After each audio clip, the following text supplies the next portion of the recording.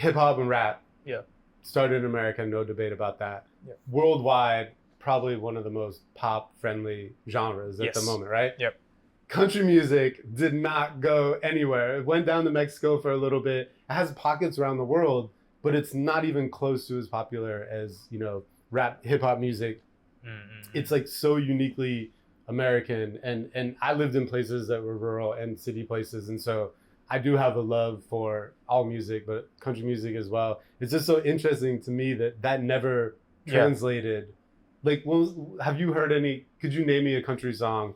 Like, Chinese country song. Oh, no, I don't know. No, it's tough, right? So it's weird. It's a weird genre that didn't go anywhere. Correct.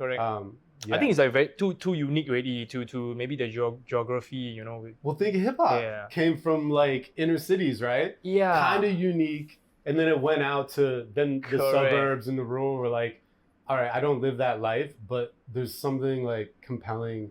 And like, I remember the first like hip hop song I ever heard, like changed my life. Like I was big into hip hop, like golden era from like late 80s to early 2000s.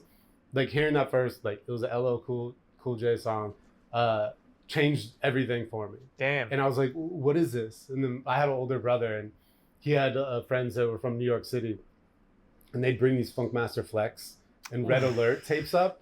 And we'd play them and we're like, this is the craziest thing we've ever heard. And so good. And so that like triggered kind of this like really deep love for discovery and music that I think you probably have as well. Like there are like points in your life when you're listening to something for the first time, like a genre, and it's a game changer. And so like for me, the first one was hip hop.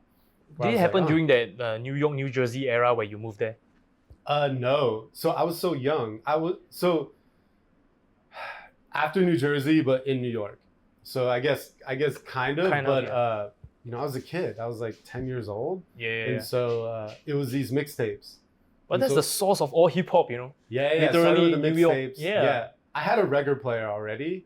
Like when I was younger, my parents had vinyl records, but it was like 80s funk, disco, soul, all this kind of music. So I would listen to that and be like, okay. And then I got my first turntable was like a Fisher Price turntable. Oh, damn. Only play like 45 size. And then I got like a bigger Mickey Mouse one. And then I'd listen to whatever my parents had in that size. And then when I got onto hip hop, I was like, I have to like be a DJ. I have to be around this, right? And so then it's like, all right, not a rapper, like not producing, didn't have any equipment. DJ, I can play CDs, I can play tapes, I can play vinyl. So that was like the starting point. And then when you get into hip hop, you realize how much sampling and throwback there is to all the other genres. And it really wasn't until I moved to Singapore where I got into a lot of other electronic music.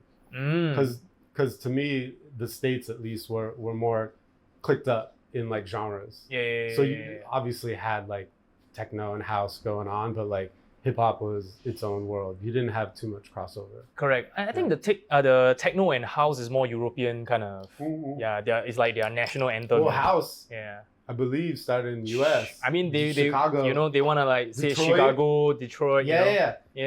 And But I missed all that. I wasn't like really paying attention to it because I was just so engrossed with hip hop. But then coming to Singapore, because there's like a good world perspective on music, that's when I started hearing other DJs play other stuff. Where I was like, okay, this is really nice as well. So how's your DJ career going? Retired. I'm retired. Yeah, retired. But like, how long do you actually do this like full time for a while? So, man, the first time I started DJing, I was 17. So I'm 46. Oh, so damn, like, you're 46. I didn't know that. Yeah. I thought late 30s. So like I'm going what the fuck? What skincare these guys use, man? No, I got a secret. No, the secret. Tanglin Gin lotion. Tanglin Gin. This is an age reducer. No, I tell people like if they ever, and this doesn't happen all the time, but whenever I get asked, I'm like, don't get married, don't have kids. Of course, my brother hates that one, but because he's married with kids.